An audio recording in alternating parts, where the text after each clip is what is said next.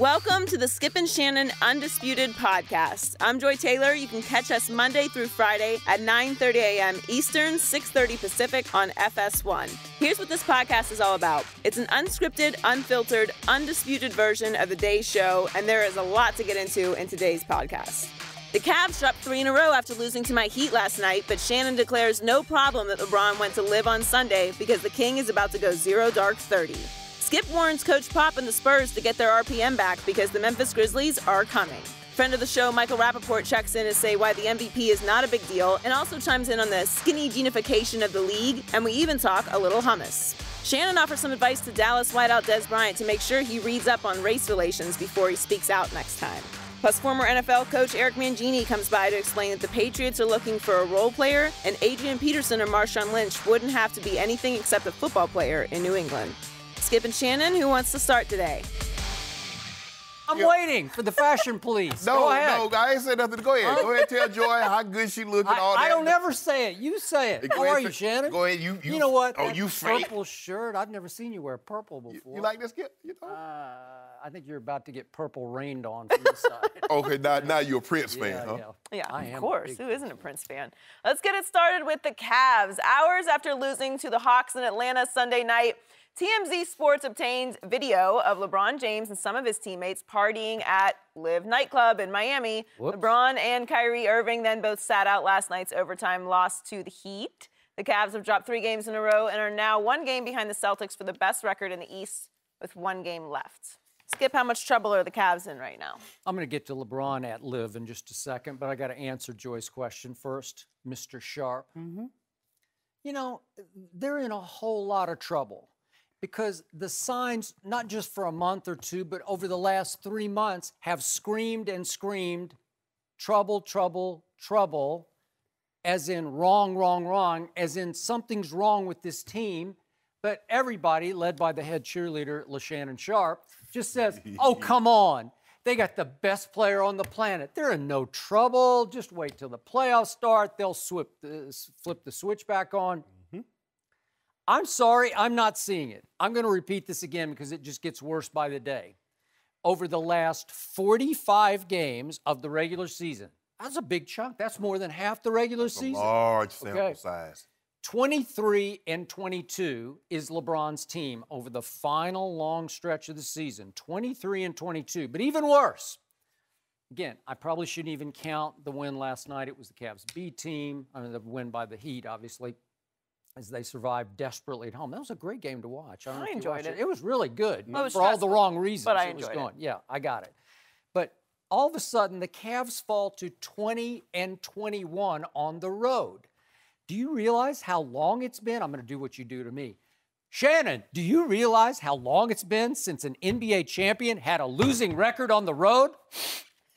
No, you tell me. Okay, can I tell you? Yeah, tell me. We have to go all the way back to almost 40 years to 1978 to the Washington Bullets, who beat the Seattle Supersonics in 7 games in the NBA Finals to win the NBA championship with a losing road record. Wes Unseld, Wow. Elvin Hayes, Bobby Dandridge. Thank you very much. I thought it was before your time, but you got it. But the point is, that's 40 years. 40 years? This is a losing road record of 20-21. And I'm going to say this again. Before the year started, I picked your Cleveland Cavaliers to win the NBA championship back-to-back. Why? Because I thought it would be the sweetest little cakewalk through the Eastern Conference.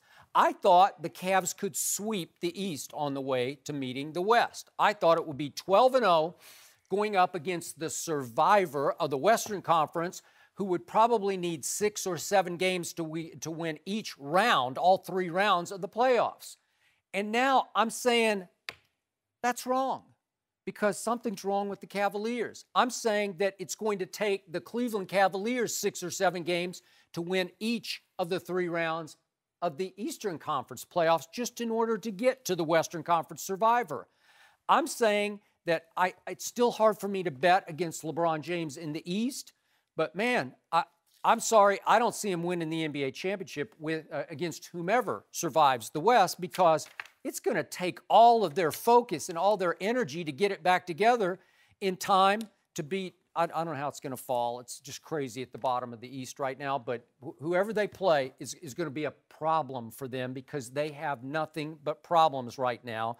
And I even look at how they finish the year. So they go the last 12 games. They lose 3, then they win 4. All is well in the world. And then they lose 3 more. And the problem with the last 3 losses, it included the 26-point collapse, as we saw on Sunday in the fourth quarter, to the Atlanta Hawks, who routed the Cavaliers on Friday night, an undermanned Hawks team did, in LeBron's house. Bad sign, late bad sign. I'm sorry, I'm not seeing a team that is on course to repeat as NBA champs. I don't think the Cavs are in any trouble. And I said this before, and I told you yesterday. If I'm Ty Lue, I would. So wait, after all I just said, you just said they're not in any trouble? No. Really? No. Well, you're going to have to start refuting points here. Is LeBron going to play in the playoffs? I don't know. It's being reported. Maybe he's going to go to live. I don't know. He might. Is he? Yeah. It's being reported that he's also going to sit out Wednesday night game against Toronto. I said this. You want to be playing well, but you also want to be healthy. LeBron James value health more than playing well because you and I both know when he goes 0 dark 30 in about 48 hours, Skip Bayless, you know what that means, don't you? You know what that means, don't you, Skip? You know what it means? He still watches Undisputed. He might cut out everything else, but he still watches this show. You know it, and I know it, LeBron. Because he know I got his back. Yeah. Skip. He knows I got the truth. We saw what the Cavs did to Boston. Went to Boston, took them apart. We saw what they did to Toronto. Went to Toronto, took them apart. LeBron has won 1 road playoff game in 26 straight series. Is that a guy you want to bet against, Skip? All things being equal, you got a Game 7 on the opposing team's home court.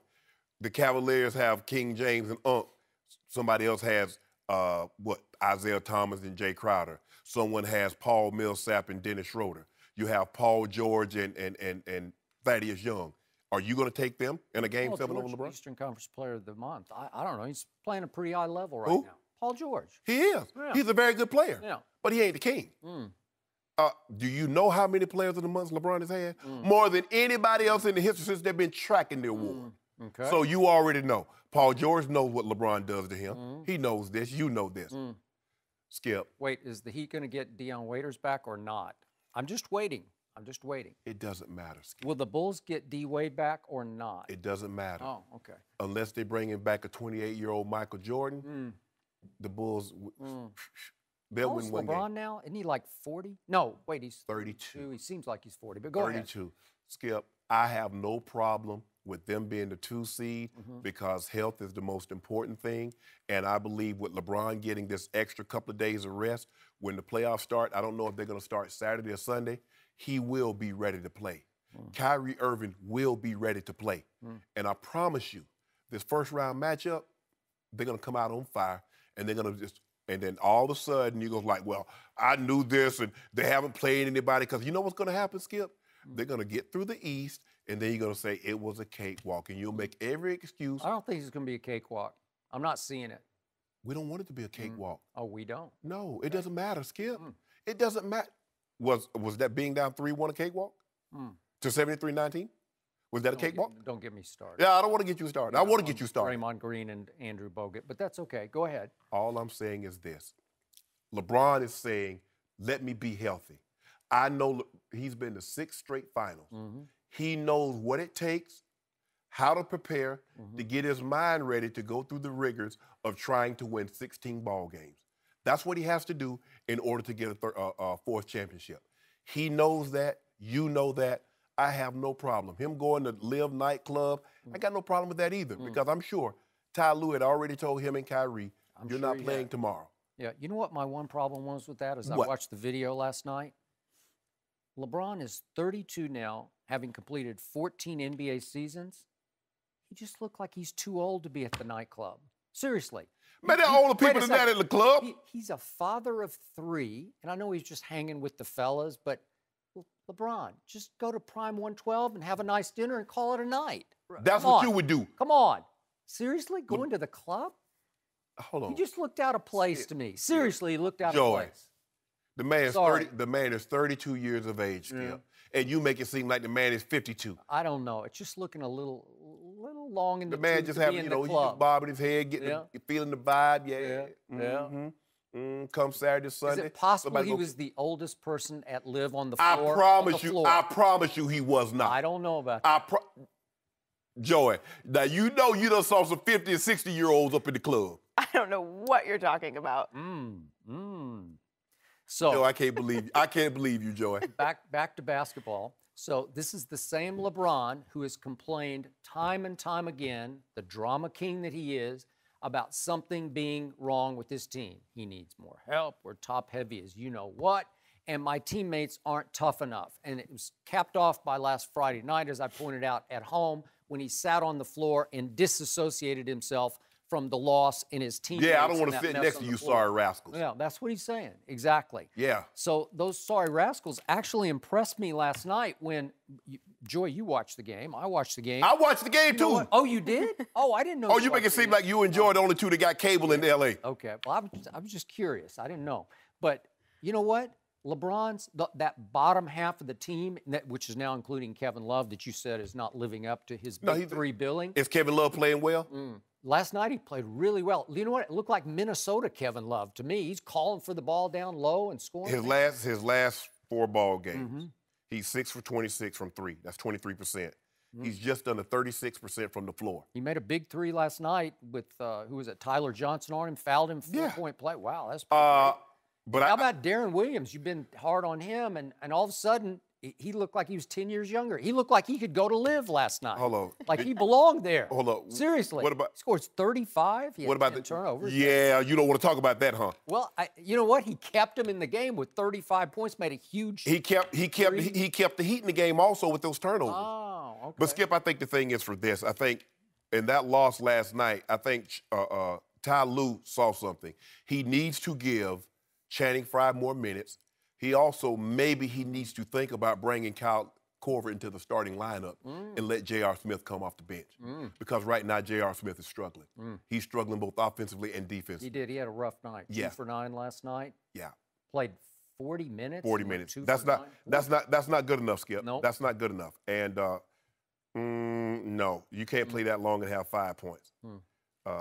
So I'm not worried about him. You shouldn't be worried about him.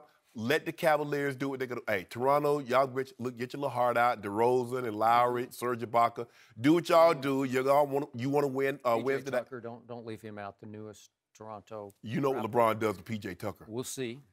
We'll see. You want some do on that? It's going to be a load. No, I told you. I still see him coming out. I just think they're going to have to pay lots of pounds of flesh to lots of Eastern Conference rivals who suddenly... There are no rivals in the East, Skip. There are rivals, and that you have emboldened every one of them now because you are 1 game above 500 in your last 45 Who's the games. Patriots' rival in the AFC? They don't have one. Exactly. No. Have they gone to 6 straight Super Bowls? Wait. Have they gone to 6 straight Super Bowls? Yes or no, Mr. Bayless? Does LeBron James have 5 rings now? I just asked you a simple question. 5 Skip. rings? A simple Wait, he has no. 3. A simple no or a simple yes. How many finals has LeBron lost? 4.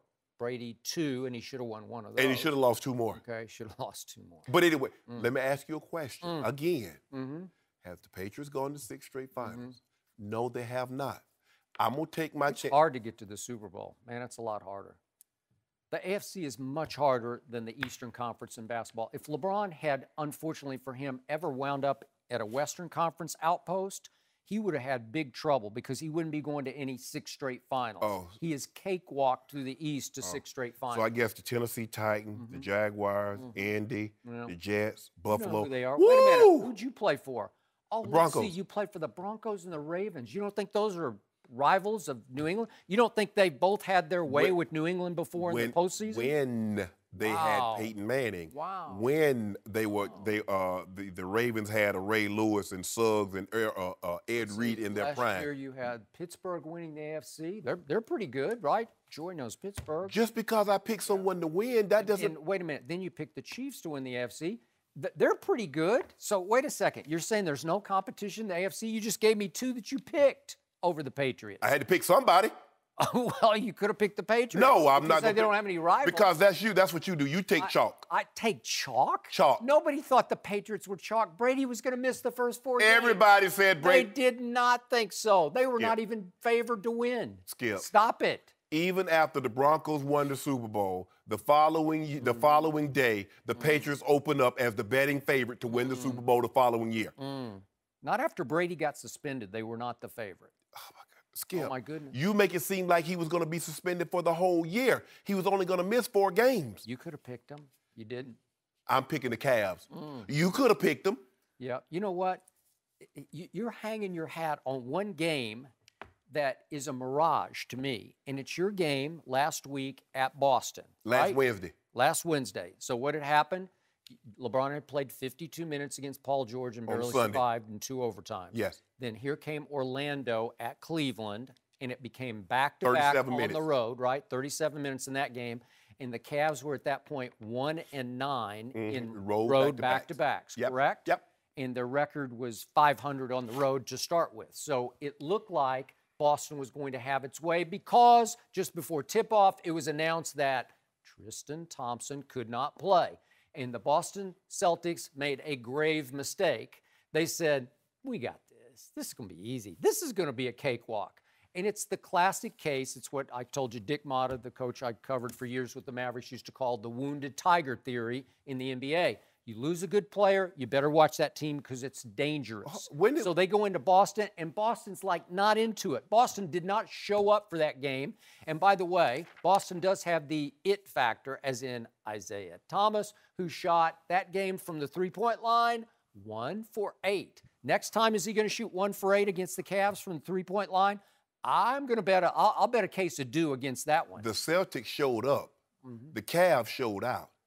As long as you got Bron, the king of Akron, and you got coming into your building, you better be on your best behavior. Yeah, well, you and I both know what's going to happen, Skip Bayless. Yeah, you better hope that LeBron makes the right play at the end of the game and turns down 2 shots, a 3-point shot and a drive shot, or the free throws that would have resulted, to kick the ball to the far corner to the newest Cavalier playing in his first game for Cleveland, Darren Williams. And it took, think about it. That was the game Boston won at Boston. And how many times have we played this year? 4. How many times have the Celtics beat the Cavs?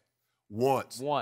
And they got destroyed on their home court. Yeah, but you have emboldened the Celtics because now they're going to finish with the 1 seed. I'm pretty sure things could happen on Wednesday, tomorrow night. Don't even matter. Yeah. You remember when the Chicago Bulls had the 1 seed?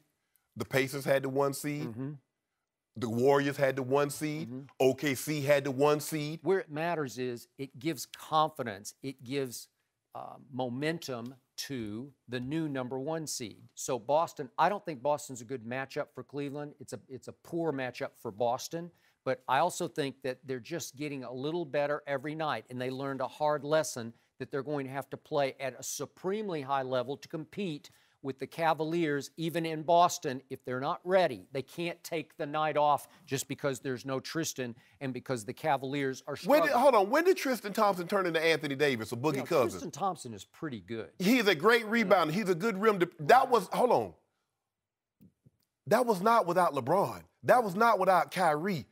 I mean, come on now. Tristan Thompson is a good player. He does what he does for the Cavaliers exceptionally well. Yeah. But, Skip, you need to stop this foolishness talking about, they saw they was going to be without Tristan Thompson, and they relaxed for a bit. They did. You saw them. They came out flat. They were not into the game because they thought the game was a walkover. LeBron gave him the business in the second quarter, and he got hot. Yeah. And then what happened? Once LeBron starts front running and starts to smell the other team's either cold or out of it that night, you better be careful. But let me ask you a question. Let me ask you a question. How do you get to the front of the pack? Ooh. Look at that, man. That's a bad man. Skip. That dude's special right there, Skip. What are you smelling here? Skip. I smell your argument on fire. Skip. Skip, look to your right. That's a bad dude right there, man. Yeah. 23-22 over the last 45 games. How do you explain that, Shannon Sharpe? How do you explain it? I want to know. No explanation is needed. The same way. No explanation is needed? The same way he toppled a 73-9 team down 3-1. What did he do, Skip Bayless? 41-16-8. He said, you know what? Skip Bayless think I was playing. He think I was bull jiving. I'm going to throw another 41-point performance up on him. He said, you know what? Skip Bayless said, you think I'm bull jiving again, don't you? You know what I'm going to do in Game 7? I'm going to put this triple dub on you, and I'm going to do the chase down block of the century. You're going to be talking about this 15 years from now. Where were you when LeBron James came out of nowhere and pinned Andre Iguodala's shot to the glass? Where was J.R. Smith on that play? Help me out. J.R. Smith was wait, he cut across Iguodala and slowed him down just enough for LeBron to catch him. And what about when Draymond pushed LeBron out the sky when he was about to flush on him? I don't remember that You one. do I just remember. remember what Draymond called LeBron audibly to everybody in the first 3 rows. He called him that. That's a Why did he call him word. that? Boy, that's... Why did he do that? Superstar ever Because called that word? LeBron put something on his head. What did he put on his head, Skip? Yeah. Yes. He wasn't at that point. Yeah. He was disappearing in the fourth quarter. On his the way he head. often has. On Draymond's head. Yeah, and Draymond unfortunately got suspended for it. Skip, that was so disrespectful, wasn't it? How LeBron just stepped over the top of it, over his head. Oh, well. Woo! Well, it's looking good for the Celtics to clinch the 1 seed in the East. They need a win over the Bucks tomorrow night, or the Cavs to lose to the Raptors, and the Cavs are 0-7 when LeBron doesn't play this season, and he's probably not going to play. LeBron's not going to play. We don't want it. LeBron said, I'm good. Oui. He's going to get another, 13 straight seasons. Oui, Shannon. No mercy. Joining us now is a friend of the show and host of the I Am Rappaport Stereo podcast, Michael Rappaport. Welcome to Undisputed. Thanks for Hey, having me. we have missed you. Good to see you. Yeah. And stop fighting with everybody, Yeah, too. come on. All you do is go around down. picking fights with everybody. The hummus king of Beverly Hills over here, Shannon Sharpe. I'm going to branch it out, getting rid of my South Georgia roots. All right. Yeah, just hummus with a spoon. Delicious. Stop it, Joy, eating Try chocolate. with some carrots. Well, and tell some them about all the chocolate you eat I do between not eat. breaks. Why are you snitching all the time? Why are you snitching? Can I man? live? My bad, I'm sorry. Let her live. I'm sorry. Let's talk about the MVP race. Russell Westbrook broke the record for the most triple-doubles in a season, and he will also finish the year as just the second player ever to average a triple-double for the season. The other top MVP candidate, James Harden, is nearly averaging a triple-double. LeBron James and Kawhi Leonard are also in the running for MVP. Michael, should Westbrook be the MVP? I think at the end of the day, Russell Westbrook should win the MVP. But who cares? Who cares about the regular season MVP, Skip? Do you think that Dirk Nowitzki chases down and polishes up his 2007 MVP trophy? Do you think Charles Barkley cares about his 93 regular season MVP? Do you think that Steph Curry's unanimous MVP from last year isn't in his closet covered up with some ugly-looking Under Armour sneakers? I don't know. Nobody cares about this thing. The only thing that cares are these rings and this campaign, this Miss America pageant for the MVP all season long is the epitome of the skinny genification of the MVP. The skinny genification of the NBA. Okay. Okay, because they say the regular season doesn't matter. The regular season MVP doesn't matter. They're going to give Russell Westbrook this award probably June 26th. He's going to be decompressed. He's going to have cried. He's going to come down. There's not going to be any great speech because Russell Westbrook and the OKC Thunder or James Harden and the Houston Rockets, they're not even making it to the conference finals. They're not making it to the championship. And the only thing that matters is that ring, Skip. That's the only thing that matters. And we have this whole why are we talking about this all season long? And the fact that the NBA is giving this out 2 months after the regular season, I think is an atrocity. They should give it out the day before the playoffs and make Russell Westbrook and James Harden, OKC and Houston must-watch TV because those guys are going to be pissed. James Harden's going to be pissed. OKC is going to be, and they're going to. But at the end of the day, OKC and Russell Westbrook and his MVP, they're not going to beat the Houston Rockets. So who cares? Who really cares unless you make it to the finals? Well, then we should have, starting in about December, shortened the show to about an hour a day because we've talked about it for the extra hour and a half every day because we care. No, because but people watching really, really care. But why? Why do they care? Like, why not? Why isn't it such an honor to be crowned as the best player for 82 games? That's an achievement and an accomplishment, especially when one of the MVP candidates does something that hasn't been done since 1962. I love Russell Westbrook. I totally agree. But Andre Iguodala's MVP finals, that means something. Who cares? Like, you think Dirk Nowitzki's sitting there going, I was the regular season MVP too? He was depressed. And the fact that they're going to give it to Russell Westbrook 2 months after he gets 2 months after he gets eliminated, they're getting eliminated. Okay, but the king cares because he's always sniping at Steph Curry or whoever the sort of flavor of the year is. Just because you're the MVP doesn't mean you're the best player. There's no question LeBron James is the best player in the NBA. And he should get the MAP, most arrogant player in the NBA. Thank you. Stop. That's his award. He should get that. Touche. So that's a new award they should give out on June 26th. MAP.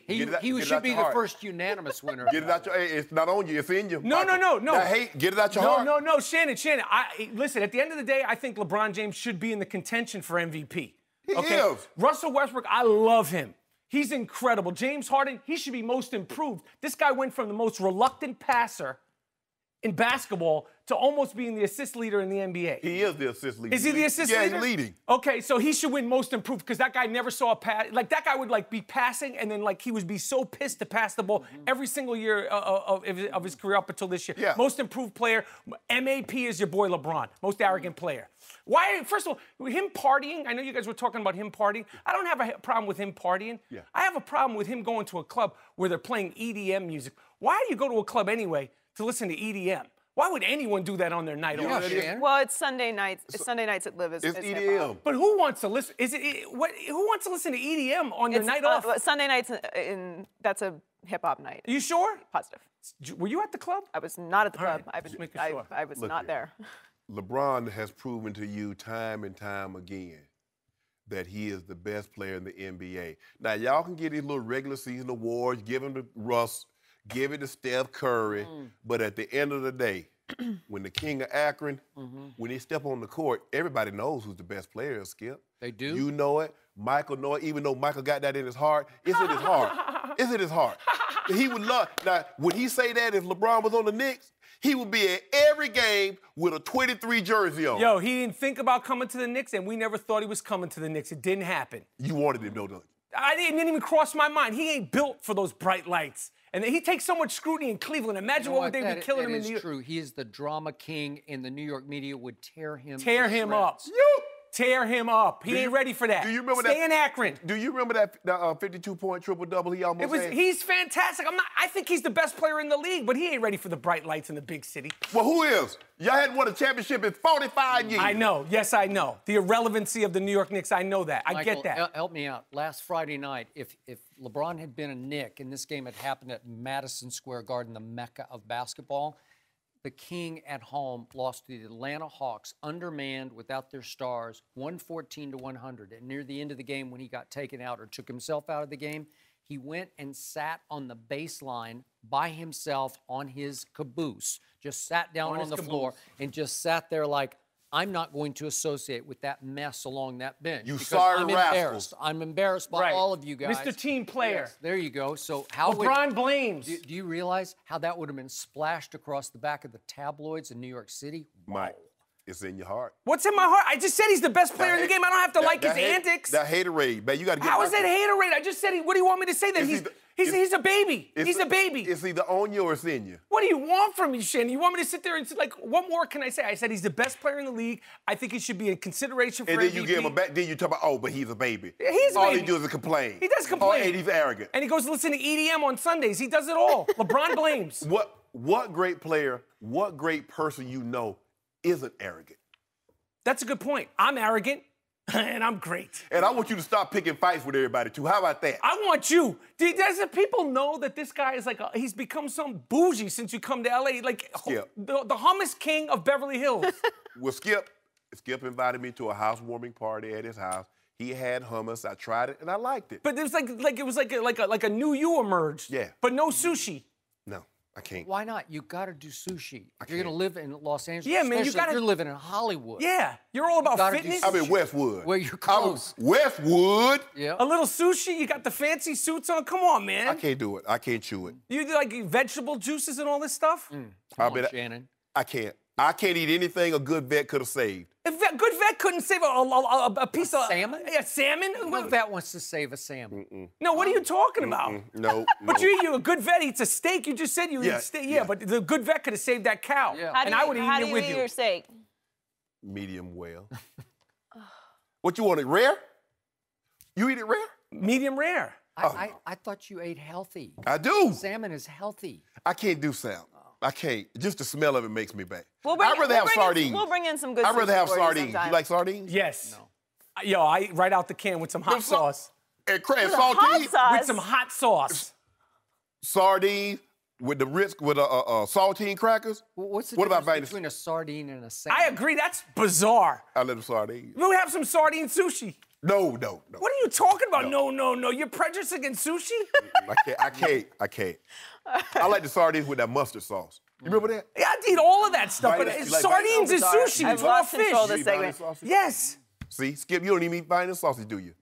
No potted Why, meat? it's rippled with fat. You don't want to put that in your body. Just turn to fat. I don't eat it no more, but I grew up with vine and sausage. They were good. Is this a sports show or Real Housewives of Beverly Hills with you two? What is going on here, man? With I the like fat and the hummus? You like truck driver steak? I like it all. There's nothing I don't like. No mercy. The Boston Herald reports Marshawn Lynch has privately expressed interest in playing for the Patriots if talks with the Raiders break down. Last week, the Patriots brought free agent Adrian Peterson in for a workout. And according to CSN New England, the Patriots also have an offer on the table for LeGarrette Blount, who led the NFL in rushing touchdowns last season. We're joined by former NFL head coach Eric Mangini. Welcome, Eric. Morning. What's going on with the Patriots and their running back situation? It's interesting with the Marshawn Lynch to the Patriots and the Adrian Peterson. I think both those could work. And the nice thing for a running back of their caliber, of their track record in New England is you can go in, you don't have to be the guy. And I remember when we got Corey Dillon from Cincinnati, there were a lot of talk about how difficult he was to deal with. You couldn't get a better guy. You couldn't get a better teammate. And in talking to Corey, he said it was just nice to play football, to not have to be the star, to not have to be something besides a football player. And that's what's great for Adrian Peterson. That's what's great for a guy like Marshawn Lynch. Now, they've got to be willing to do that. And really, New England's not looking for a true running back. They're looking for a closer.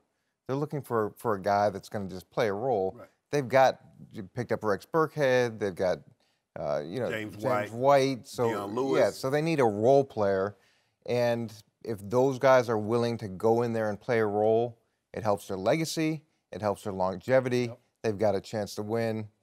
But you got to understand what you're signing up for. Yeah, see, that's the thing. See, that's what's the interesting part, especially about Adrian Peterson. You said you don't have to be the guy, but he's always been the guy. So how does he handle not getting 20? I mean, he might get 20 carries one week, he might get 5 the next. I don't know how that plays out, but I'm looking at this, Skip and Coach. I think a lot of people using the Patriots to drum up support because the Patriots are interested. They must know something that we don't because everybody now all of a sudden want to go play for the Patriots. Would that be a good fit? Richard Sherman, would that be a good fit? Adrian Peterson in beast mode. LeGarrette Blount said, hold on, wait a minute. I just ran for over 1,000 yards, had 18 rushing touchdowns. You got a minimum offer on the table for me, and you just gave Rex Burkhead over $3 million? Oh, come on, Coach. But we know this about the Patriots. You can play for them, but it's got to be at their price. And you know this too. So with LeGarrette, he said he wanted to go out and get paid, and that's fine. And it's one of those things where go test the market. Right. Go see what your value is. Right. If you get a better deal, great. But you have to understand, if you're looking, we're looking. Right. And the deal that you come back to may not be as good as the deal we initially offered. Do I think LeGarrette Blount is the best fit? Yeah, he's the best fit because he's been there. He knows what's going on. Now, his average last year at 3.9 yards a carry, down from what it was, but he's a role player, and he's played that role well. He can't get less than minimum, Coach. The minimum. Is it really a minimum deal? I mean, it's hard for me to believe that they wouldn't give him a little something. They'll give him a little something. Shannon, doesn't it start to smell, though, like the Patriots are using Adrian Peterson and Marshawn Lynch to leverage LeGarrette? Yeah. Right? It does, but if it's a minimum deal, it's hard to create leverage because it's not like you're going to get paid less. That's why I think the deal, it might be maybe bigger than that. But don't you think in the end, Bill Belichick's heart of hearts, he wants LeGarrette Blount back because he knows the system and has accepted the system and has thrived in the system? I think those are all good points, but there's no reason that Adrian Peterson couldn't do the same thing. And the thing I was impressed by Adrian Peterson, he went in and worked out. Didn't he go work out That's what for it the said. Patriots? That's what the report. Like, to me, that shows that Adrian Peterson's mindset is in the right place. He went in, it's like a famous actor going in for an audition. You know, he walks in, a lot of times those guys are going to get it's going to be a visit, it's going to be a nice dinner. You know, Bill and the Patriots said, all right, here's some shorts, let's see you run. Yeah, and he was willing to do that. He is, because the New England Patriots have become the destination for older players without a ring, right? Because it's a great place to go win a ring, even though you have to sacrifice your ego and maybe your salary to a great extent. Don't even get on the plane with it. Right. Don't check it at the door. Don't even bring it with you don't even bring it to the airport at Logan. When you get off at Boston, you know you're driving to Foxborough, you're flying to Rhode Island, you already know Providence, you already know. You left your ego back wherever you came from.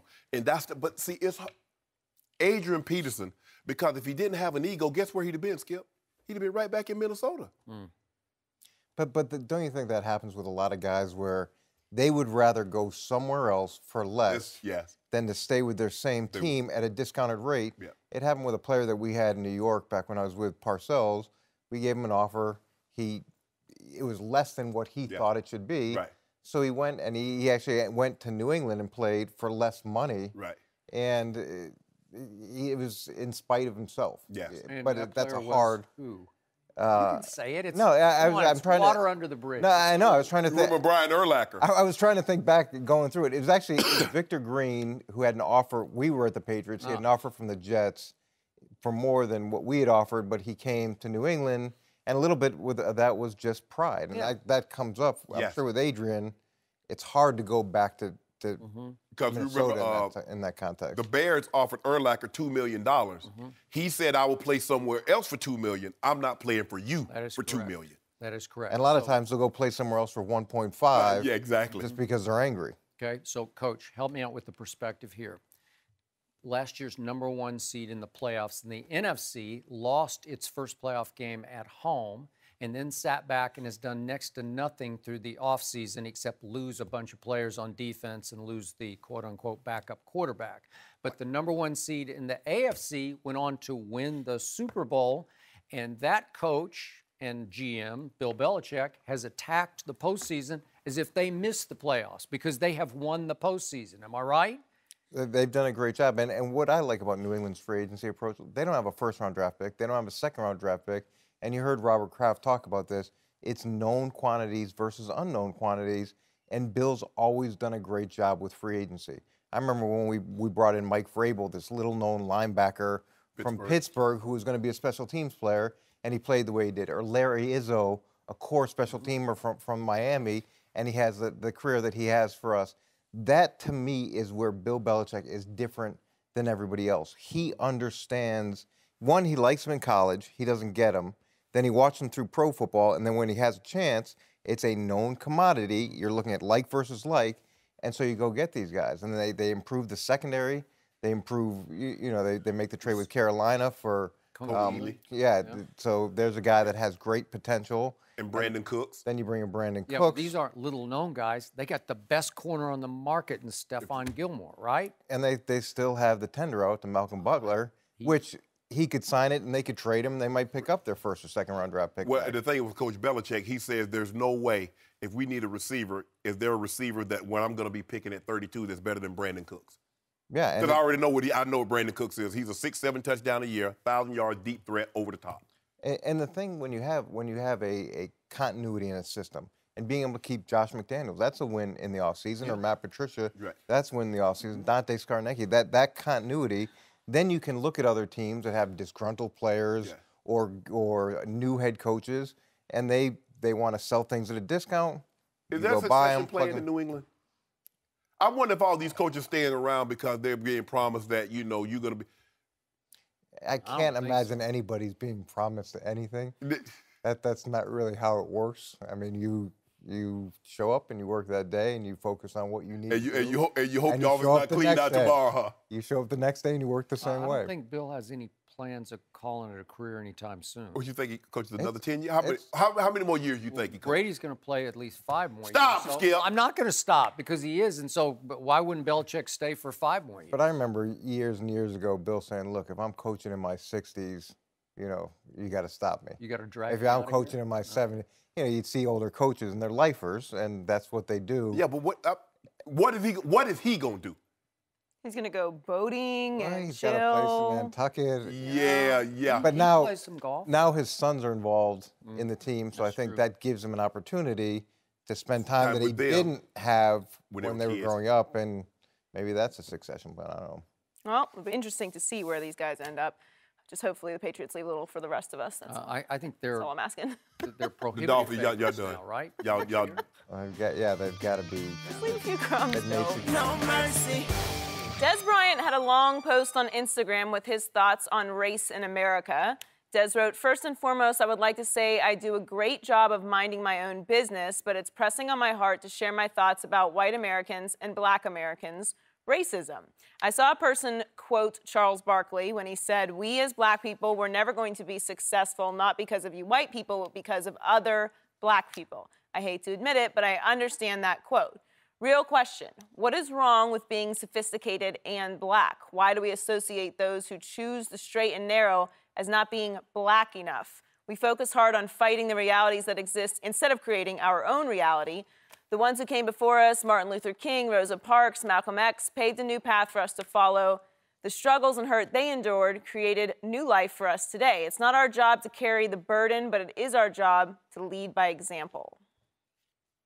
Shannon, what's your reaction to what Dez wrote?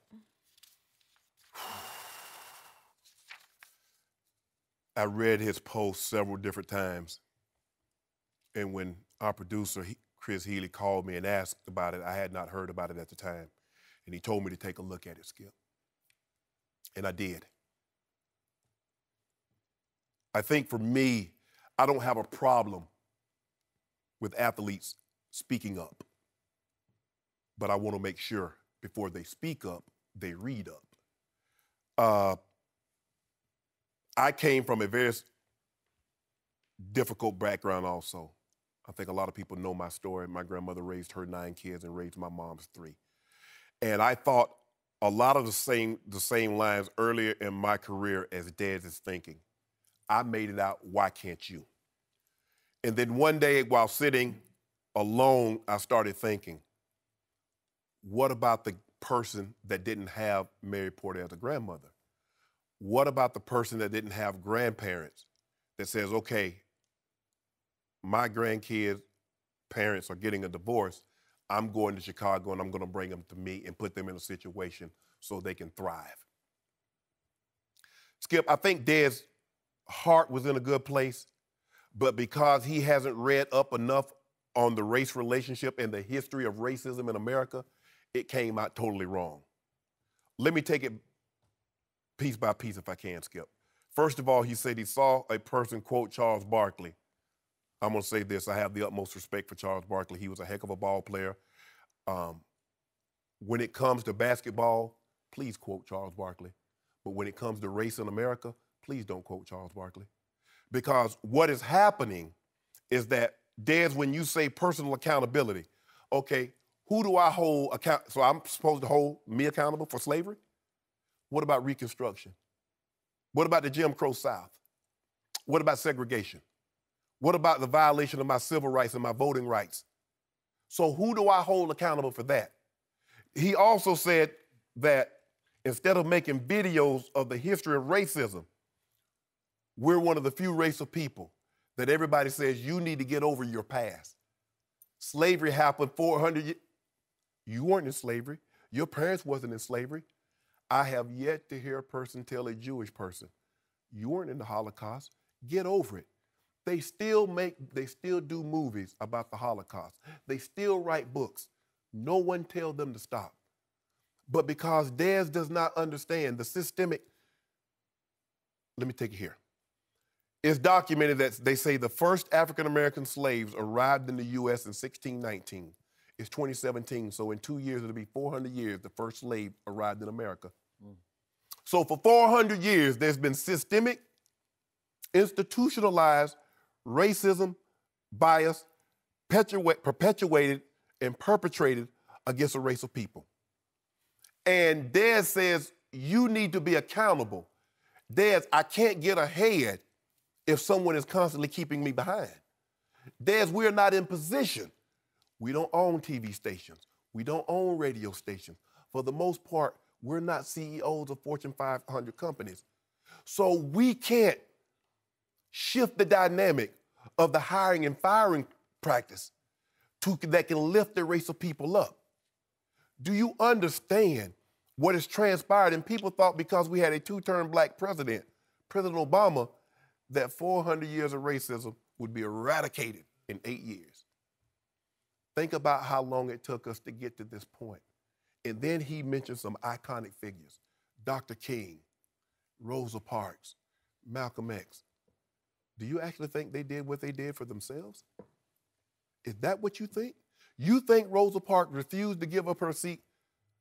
This was because of her? She knew the ramifications. You think Dr. King lost his life just for himself?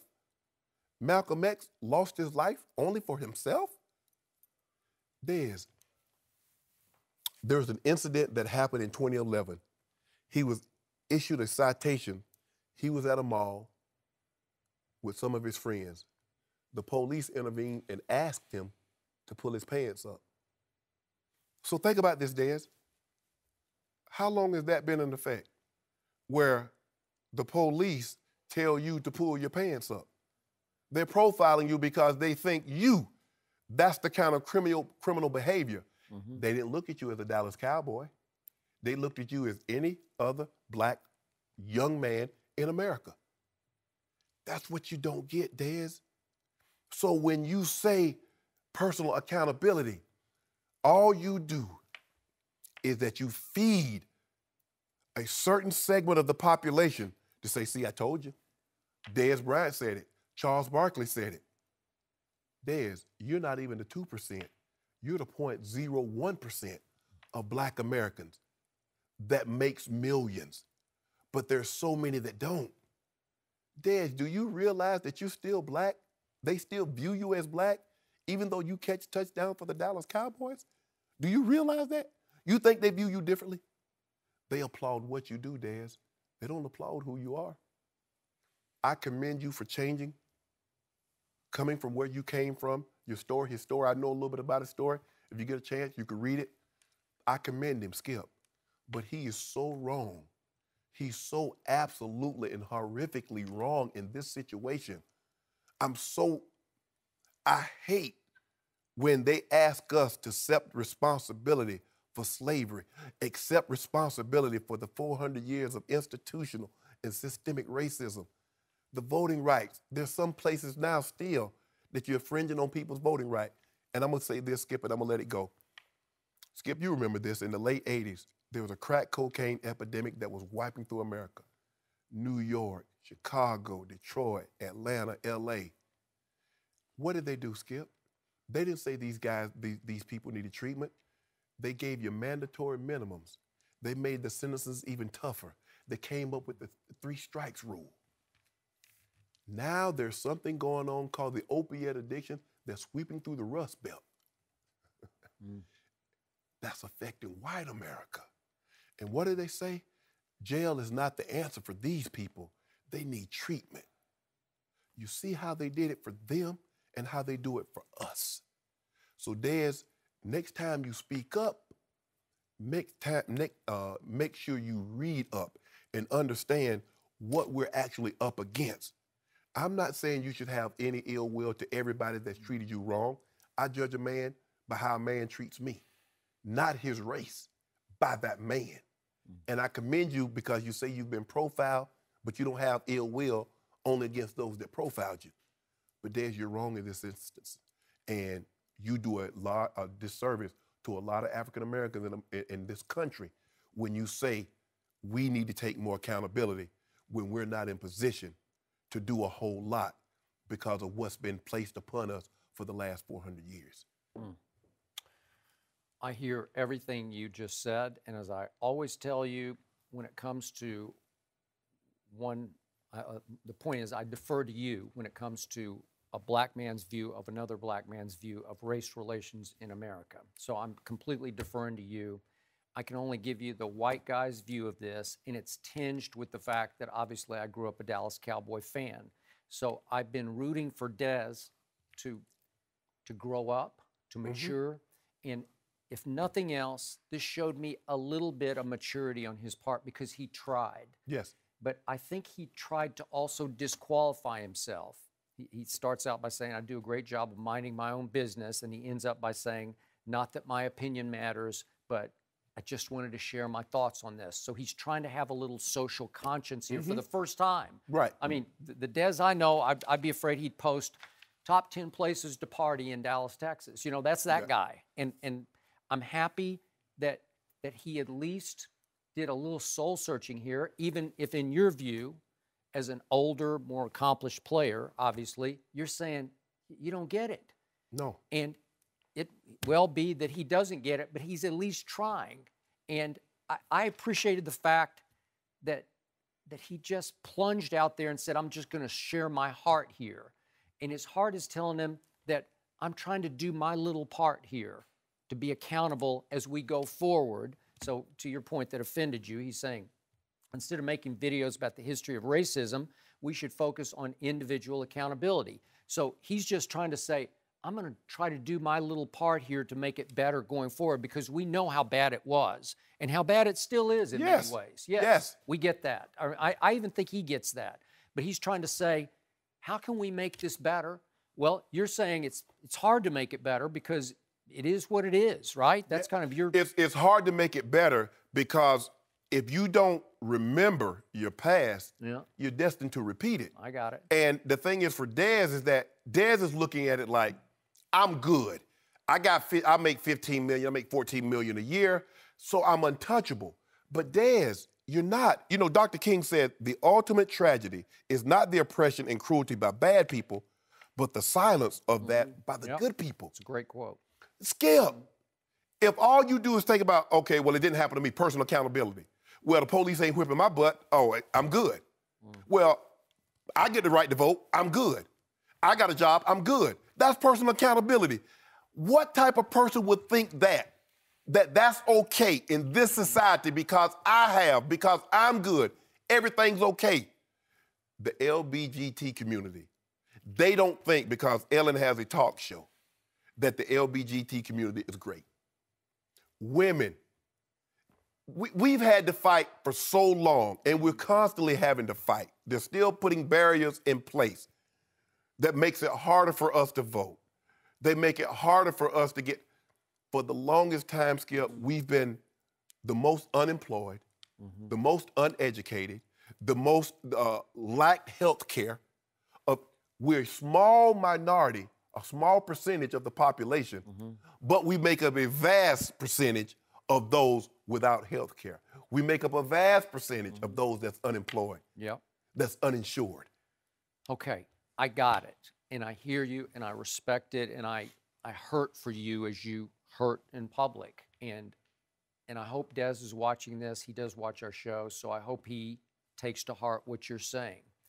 But I've always said about professional athletes, especially star athletes, they often make the worst role models because they just have lost all perspective on everything. Because there's so many temptations, as you well know, and in the bigger picture, it's just they've been coddled and spoiled at every level since Pee-wee football, right?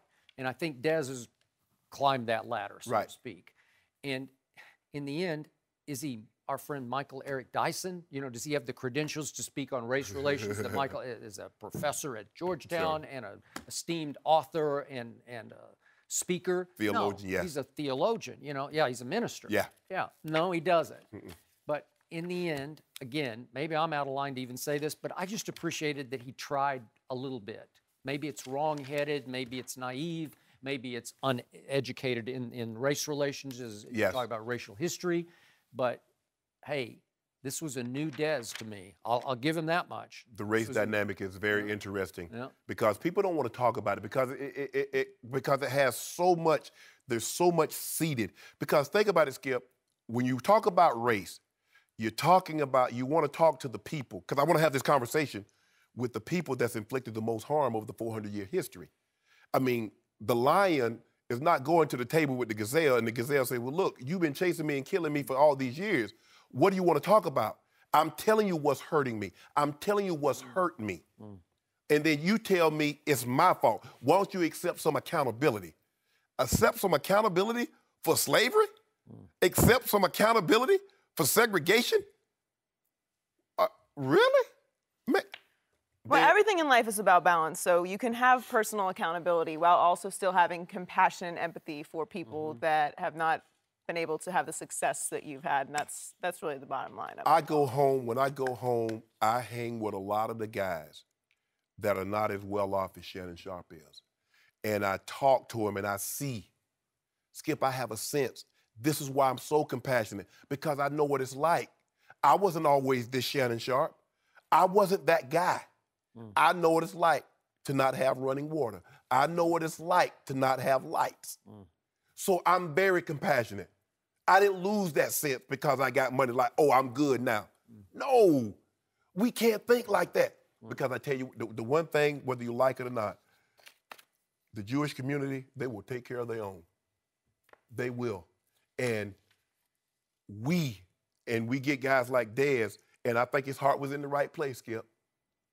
But it came out totally wrong because he's uninformed. No mercy.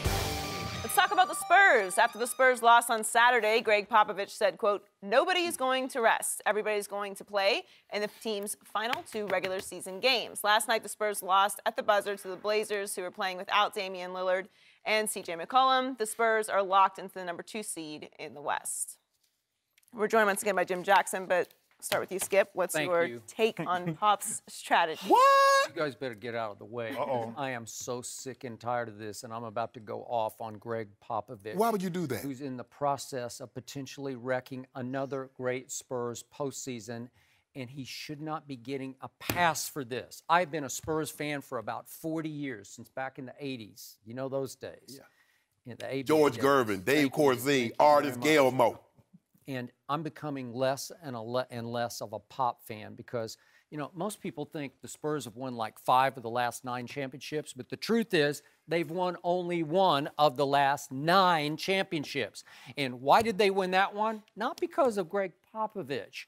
It was because Ray Allen hit the shot of shots, the greatest clutch shot in history, and stole the 2013 finals from my Spurs in Miami in Game 6, then won Game 7. Way to go. Congratulations. But that motivated the 2014 Spurs to just blow through the regular season and blow through the playoffs and blow the Heat off the court in the 2014 NBA Finals by a record margin. So I don't give Pop any credit for that at all. So he gets all this genius credit for resting players. But there are 2 forms of rest, as you well know. Number one, if you limit the minutes of your aging stars throughout the season, starting in October, I get that. It's a great plan because you're going to add years to the end of their careers. See Manu Ginobili right now at age 39. Keep them to maybe 25 or 30 minutes a game starting in October. That's one form of rest. But the other form of rest, I despise. It's going into rest mode 2 weeks before the end of the regular season. The Spurs get the message because he gets so much credit for it. They all go into cruise control, and it is so dangerous because they always lose momentum and they lose their edge and ultimately lose their way over the last 2 weeks of the regular season. And here we go again. They have lost 3 of the last 4 games, and their one win was shaky. It didn't look like the Spurs. They sort of lucked into one win in the last 4 games. And that debacle on Saturday night that I watched every dribble of against the LA Clippers in San Antonio, I tweeted at the buzzer. You can look it up on my timeline.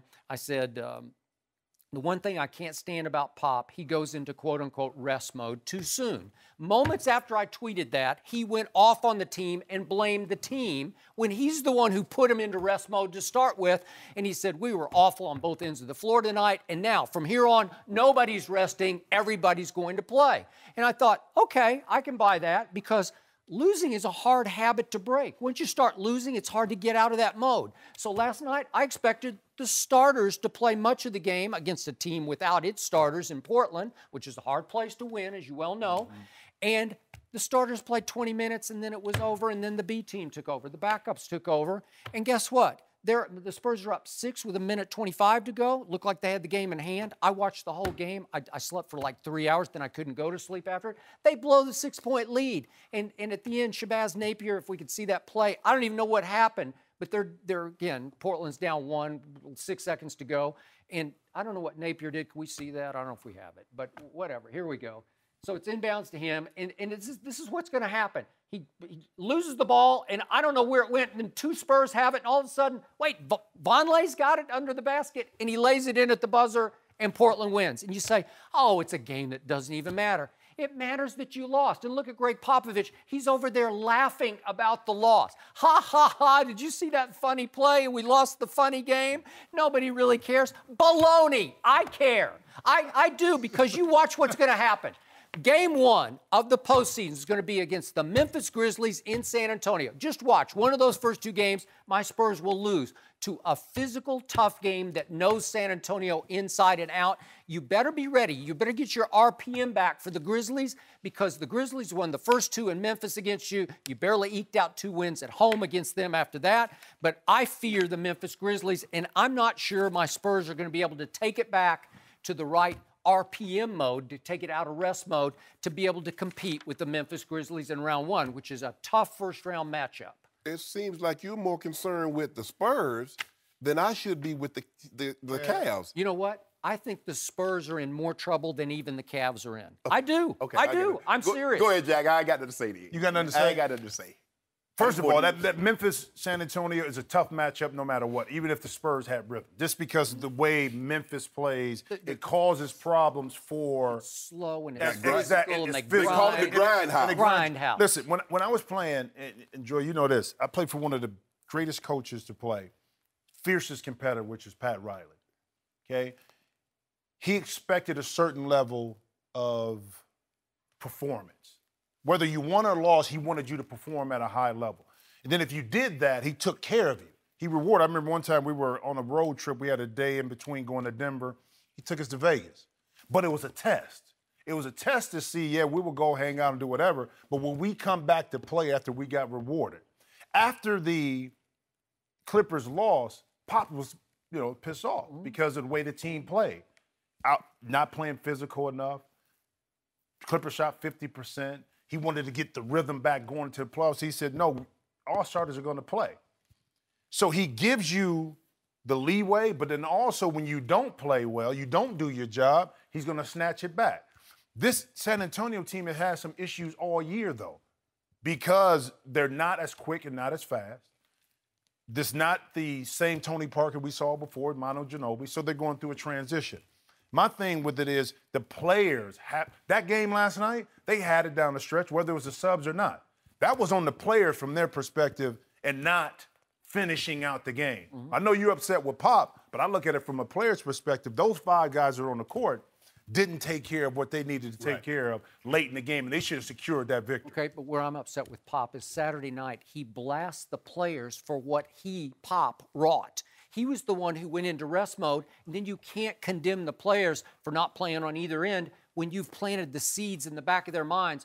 Oh, we're taking it easy now. Well, you know what happens when you go into a game against any NBA team and you're taking it easy, and the Clippers have been on a late roll? You're going to get embarrassed. But here's the thing, though, Skip. They know Pop. They know if he gave them days off, what the expectation level is to come out and play. So then again, it goes back on. If I'm a coach, I want to push the limits and see if I give you a little leeway, how far are you going to take it? Are you going to take advantage of it, or are you going to do your job like a professional, like you're supposed to? It's a dangerous game to be playing this late in the season. But and I can show you it.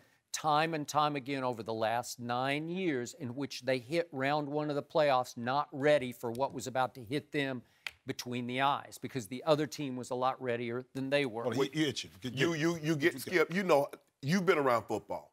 And, the coaches will say, I'm going to take you out of the pads. But there's a certain level of speed that I expect you to practice with. Now, if we don't practice the way I think we should, we're going to put the pads back on. So it's almost like a reward, and you want to make sure you do what it takes to not go back into the pads. So let me ask you this.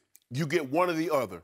Would you rather be playing well or would you rather be totally healthy going into the playoffs? Well, obviously, you want to be totally healthy, so you're walking this fine line between that. But I'll never forget the Dallas Cowboys of the 90s, first Super Bowl 1992 season, out here in Los Angeles against those Buffalo Bills. This is Jimmy Johnson's first Super Bowl. And what happened on the Thursday before the Sunday game? He put them in full pads, full all-out scrimmage, first offense versus first defense. And I was back at the hotel when they got back, and the veterans were furious with Jimmy and said they had 2 or 3 near injuries guys were getting rolled up on. And guess what? He wanted them to have that fine line edge going into the Buffalo game, the Super Bowl game, and they destroyed the Bills. They might have anyway, but he had them right on edge for the game. So there's another way to do it. Yeah. Okay? You have to know, because we were a team that when Mike was there, when I was in Denver, Skip, we only practiced 8 plays, 10 plays a week in pads. Mike says, I'd rather you play fast than practice fast. And so there was a level, I don't want you to leave it all on the practice field. So there was a certain level of expectations that he expected from us. But Jimmy, you know what Jimmy is an old school coach. That's the way Dan Reeves was.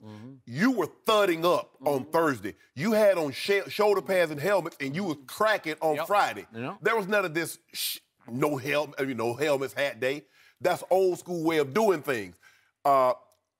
If you're young, Skip, if this is what you're used to, you can handle it. I think everybody, for the most part, has been with Coach Popovich. They know what he's going to do. They know he's going to give them some leeway. And when things don't go well, guess what he's going to do? Yank that back. He's going to yank it back and says, okay. See, I tried to reward you. I tried to be nice. He yanked it back last night, and they lost again. Didn't work. See? But the King says, I ain't even worried about it. The King ain't worried. It all go back to the King. The King ain't worried. the King of Akron.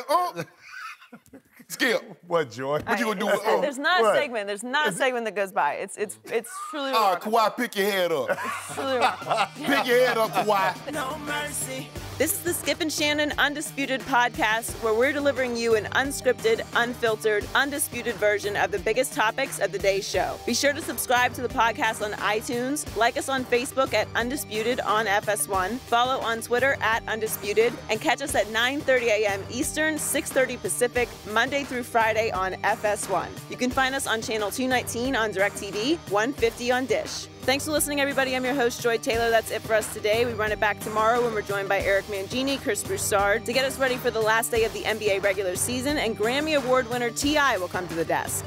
If you enjoyed today's show, keep the conversation going with Michael Rappaport on Facebook Live. Check it out at facebook.com/Fox Sports 1. It will be a blast. We'll talk to you guys tomorrow. Fox Sports 1 of 1.